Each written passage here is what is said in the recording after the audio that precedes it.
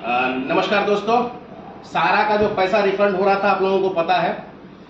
ये महिला का बेचारा खट खुट के 5 साल तक ये पैसा जमा की, 5 साल तक जमा करके इनका पैसा लेके एजेंट पूरा फरार हो गया था। सिर्फ सर्टिफिकेट इनके पास में था। 70,000 रुपया बेचारी गरीब महिला कहां से करके 50,000 जमा की। इनको सूद समेत 70,000 रुपया मिला है। इनका पैसा, इनका खाता में जो पैसा जो था वो भी हम ही इनको निकाल के दिए हैं, और हम ही निकाल के देने के बाद में इनका हम पैसा हम ला के दिए हैं।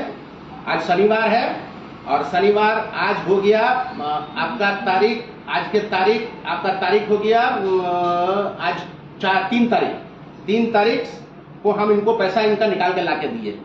ठीक है, तुम्हार पैसा कत छिल बोलो, पैसा कत पे 70,000 কোথায় রেখেছিলেন?